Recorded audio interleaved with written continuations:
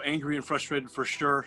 Like you guys said, growing up Broncos country, and not only just growing up and being a big Bronco fan, but being a part of this team and working with these fellas, like I said, the word's unacceptable, man. We need to win football games like this. We need to play better as an offense, and 3 or 4 plays can mess up a whole football game. You guys know that. So a lot of emotions right now, but those emotions don't override how we're sticking together. Anyone can go away from this program.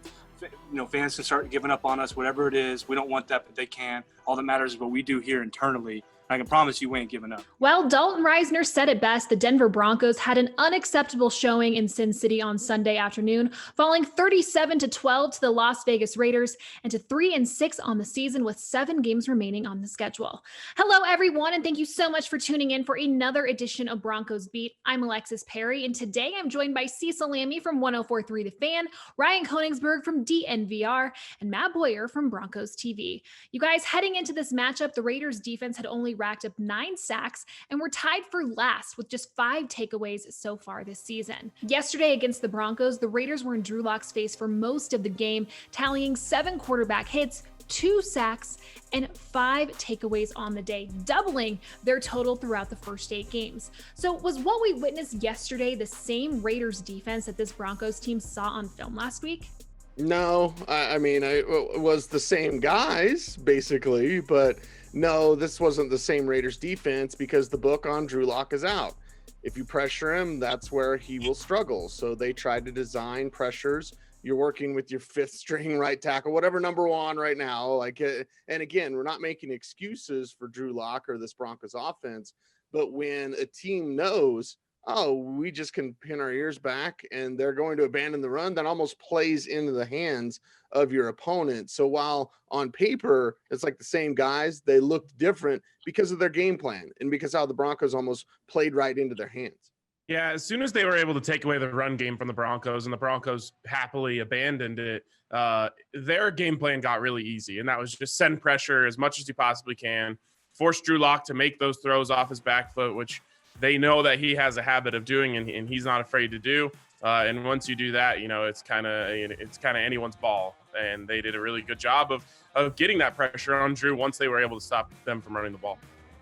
Yeah, I think that the Raiders, to borrow a phrase from the late, great Dennis Green, they are who we thought they were. And Locke affirmed that completely in his post-game press conference. And one thing I will say, though, is that, even though the tape shows that the Raiders were who the Broncos thought they were, I thought the Broncos, just based on a preparation standpoint, having Calvin Anderson in at right tackle, I think the offensive line, the struggles that they had and that they coped with really affected the Broncos in the way they wanted to execute some of the things against that Raiders defense. So while I think the Raiders didn't do anything necessarily different than the Broncos thought, I think that a lot of the execution problems really stemmed from the offensive line. And middle pressure makes every quarterback look mortal.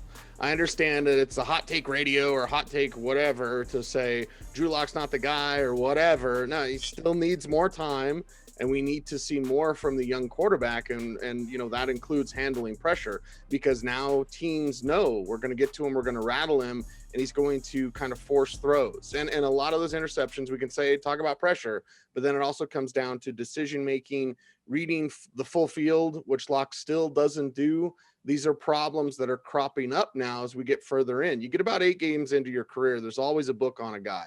And the book is there on Drew Lock. It's there on Drew Lock in the Pat Shurmur system, and teams have figured out how to kind of make him look bad. Now he needs to figure out how to fight against that. I think a big problem is Drew is going into these drives thinking to himself, we have to score here. And because of that, he's pressing a little bit. And so when he gets pressure in his face, instead of throwing the ball away, instead of taking a sack, he feels like he needs to make a play. And he has that arm talent. He has that, that tantalizing ability to make those throws off his back foot. So he feels like he can do it. He's made a habit of it now. And like you said, Cecil, when the pressure is coming up the middle, there's nowhere to go. So he's going backwards and trying to make those throws. And like I said earlier, you're basically playing 500 at that point.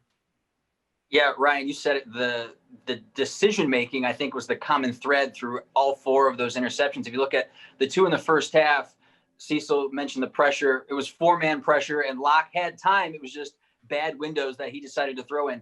The last 2 interceptions were 5-man pressure, but I thought that like you mentioned, Ryan, the decision making, he didn't need to throw those balls when he did. And so it really cost him. I think he's just got to get better. And he mentioned in the post-game press conference, my decision making has to be better in those situations.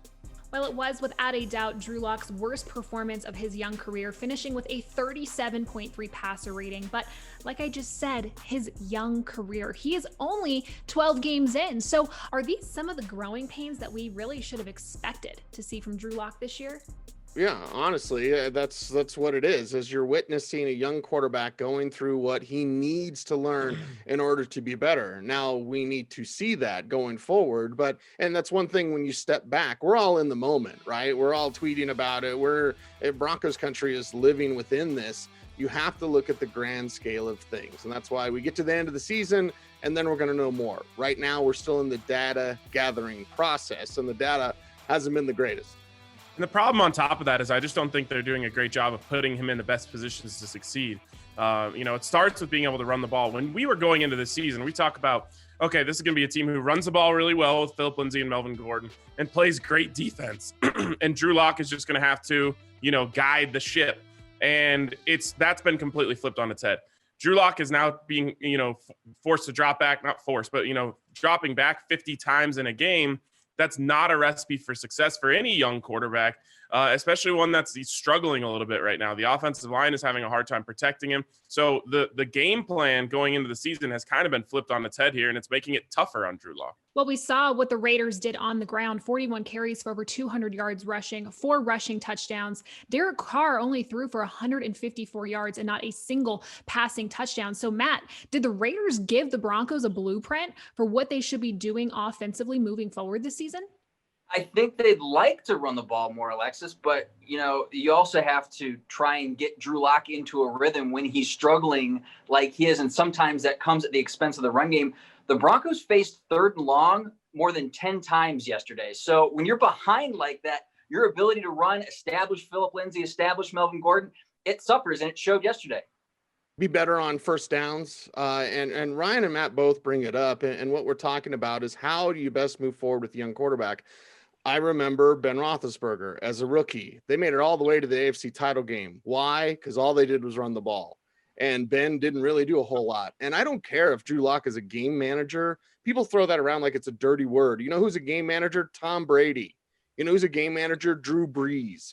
You all have to manage the game. Russell Wilson is a game manager. It's fine if Drew Lock just kind of takes what the defense gives him. And if they run the ball, and I understand everyone will be an offensive line and shaking your fist to the heavens.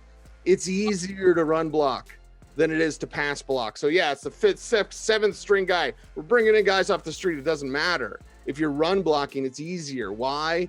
You get to be the aggressor. So help out your young quarterback, run the ball, and treat him instead of like, well, he's a gunslinger. What are we going to do? No, make him a game manager. He'll let the gunslinging come through eventually. But right now, it needs to be more controlled. Yeah, far, far too many 3rd and longs, and you just can't live there. You can't succeed like that.